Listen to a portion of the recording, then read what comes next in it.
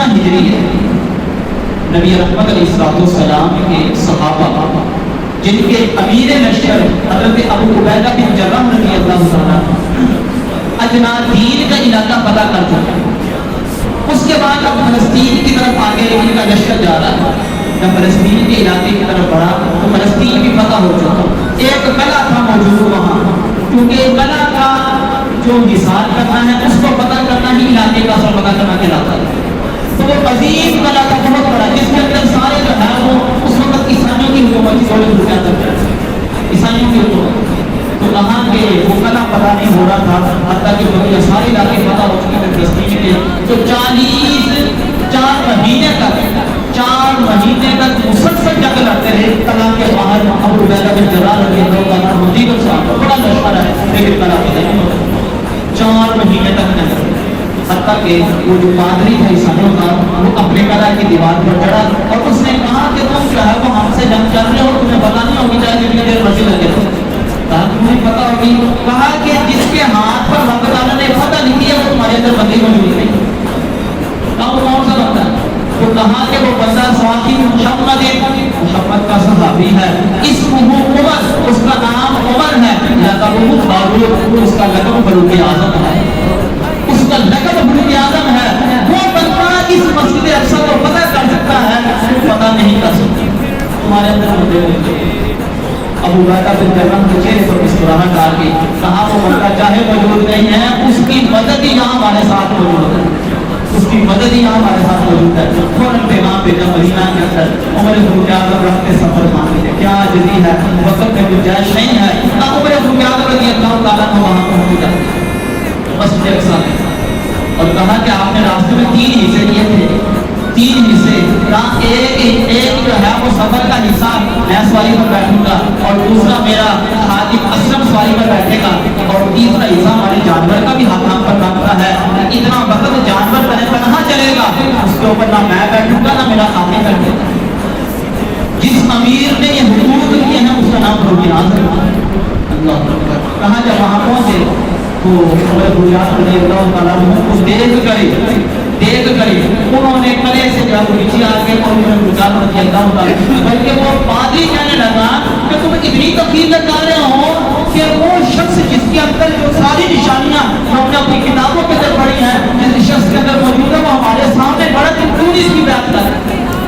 پورا لشکر پورا جو ہے پادری جو ایریا تھا وہاں جتنا بھی مسجد کے اندر سب رضی اللہ تعالیٰ کے ہاتھ پر بیعت ہے۔ اب رضی اللہ تعالیٰ عنہ وہاں اسلامی ریاست کا ہے، لیکن اسلامی ریاست جہاد پر کس چیز کا نام ہے، لوگوں کو امن فراہم کرنے کا نام جہاد ہے،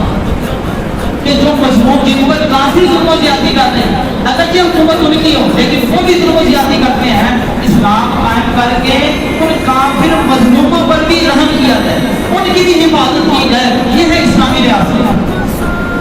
تو کہاں اسلامی ریاست قائم ہو؟ اب اس کے بعد کیا ہوگا؟ تقریباً 5 صدیوں تک اسلامی ریاست قائم ہے، فلسطین 5 صدیوں تک اسلامی ریاست قائم ہے، اور کہاں کے 5 صدیوں کے بعد 1099 سنی عیسوی کے اندر عیسائی رہنماؤں نے عیسائیوں کو ابھارا کہ مسجد اقصی ان سے جو ہے وہ مسلمانوں سے چھینی جائے اور یہاں حملے کیے جائیں اور یہاں مسلمان آبادی کو نکال دیا۔ 1099 سنی عیسوی کے اندر 5 صدیوں کے بعد مسلمان بڑے امن و امان سے، کسی کو کوئی تکلیف نہیں، جو غیر مسلم رہتے جو ان کے حقوق بھی سارے ادا ہو جائے، سب کچھ ہوا۔ اب وہاں پر جو ہے وہ کیا گیا اور عیسائیوں نے حملہ کیا مسلمان، حتیٰ کہ وہ اسلامی ریاست ختم کر دی گئی اور عیسائی حکومت قائم کر دی، عیسائی حکومت۔ اور وہ جو انہوں نے جنگیں کی تھی ان جنگوں کا نام تھا صلیبی جنگیں، صلیبی جنگیں انہوں نے مضبوط کیا، عیسائیوں نے ایک مشکل حملہ ہوا مسلمانوں کی ریاست کا، لیکن ان کی بھی ریاست کو گرے تقریباً صرف 88 سال تک، 88 کے صدی بھی مکمل نہیں، صرف 88 ایئر 88 سال تک ان کی حکومت نہیں سامنے۔ دوبارہ رب تعالیٰ نے عظیم مرد مجاہد، عظیم اسلامی لشکر کا سپہ سالار حضرت سلطان صلاح الدین ایوبی کو دے۔ سلطان صلاح الدین ایوبی متوفہ جو ہے یہ 1193 سنے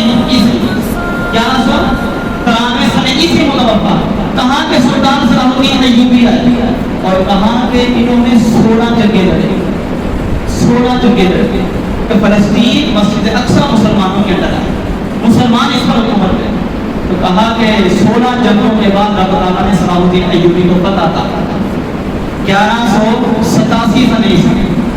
1187 سن عیسوی کے اندر پھر اسلامی ریاست، صرف 88 سال حکومت کی عیسائیوں نے، دوبارہ پھر اسلامی ریاست، اور وہاں سے لے کر سلطان صلاح الدین ایوبی کے فتح یاب ہونے کے بعد اسلامی ریاست قائم ہونے کے بعد سے لے کر اب ماضی قریب تک اسلامی ریاست قائم ہے، ماضی قریب تک اسلامی ریاست قائم ہے۔ اگر آپ تاریخ کا مطالعہ کریں، یہ یہودی لوگ ہمیشہ انہوں نے جو ہے وہ شرارتی رہے ہیں، فتنہ انگیز رہے ہیں، فتنہ فساد رہے ہیں لوگ،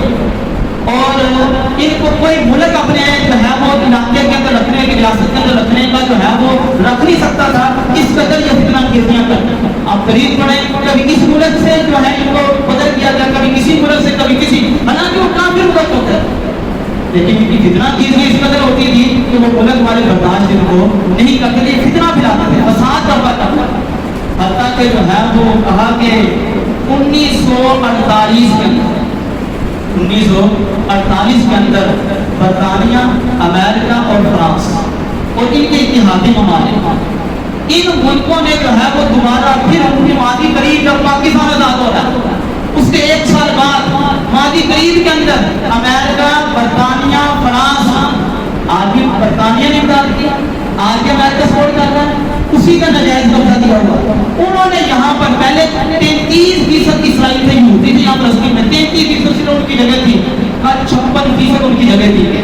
اسرائیل کو جگہ تھی، ان کی ریاست قائم کی گئی اور مسلمانوں کی جگہ لی گئی، مسلمانوں سے ان کے قبضے چھڑائے گئے، ان سے جو ہے وہ ان پر قتل عام کیا گیا۔ اور آج معاملہ اس قدر سنگین ہے کہ جو ہے وہ مسلمانوں کا کھلے عام قتل عام ہے، اور ایک بات نہیں، ہم جب سے ہوش سنبھالا یہی سے سنتے آ رہے ہیں فلسطین کے مظلوم مسلمان، فلسطین کے مظلوم مسلمان، اور یہ جو حماس تنظیم ہے، یہ کون سی تنظیم ہے؟ اس تنظیم کا حماس نے حملہ کیا اسرائیل یہودی پر، حماس جو اسلامی تنظیم ہے اور اس کا جو روحانی پیشوا ہے وہ ایک پیر تھا، حافظ ہے، احمد یاسین اس کا نام ہے،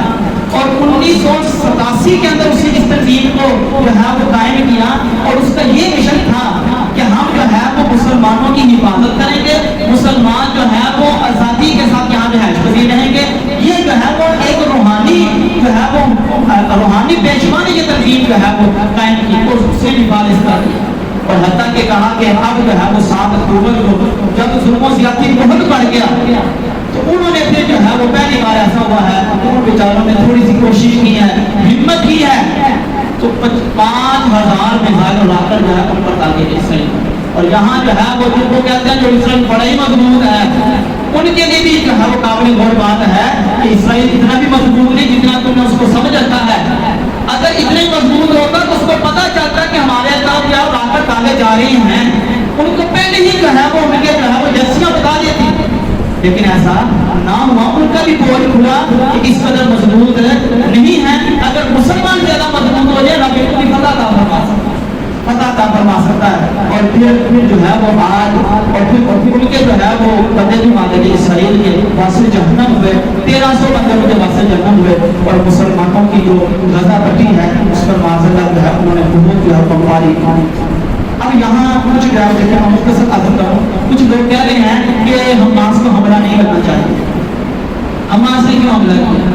اگر حماس نے حملہ کیا تو اسرائیل نے حملہ کیا۔ کچھ لوگوں کی یہ سوچ ہے، بھائی بات یہ ہے کہ آیا حماس کے حملے سے پہلے اسرائیل چھپ کر نپٹ ہوتا تھا؟ وہ قتل عام نہیں کرتا تھا، وہ عورتوں کی عزتیں نہیں لوٹ رہا تھا، وہ جو اس قدر پورا فلسطین مسلمانوں سے بڑا ہوا تھا ماضی قریب 1948 کے اندر، آپ نقشہ اٹھا کر دیکھیے پورا فلسطین مسلمان،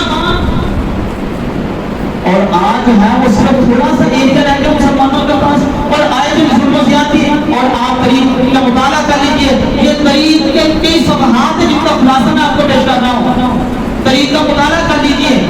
اسرائیل کا مشن یہ ہے، وہ کہتا ہے کہ میں نے جو ہے وہ مسجد اقصی پر جو ہے وہ حکومت کرنی ہے، یہاں حکومت کر کے اس نے کہا ہے کہ مسلمانوں کے نبی نے ہمیں مدینہ سے نکالا تھا یہودیوں کو،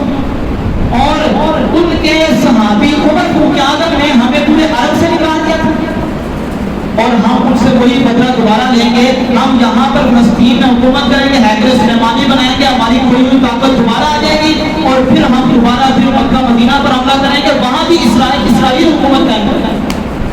اگر آج آپ سے فلسطین نہیں سنبھالا جا رہا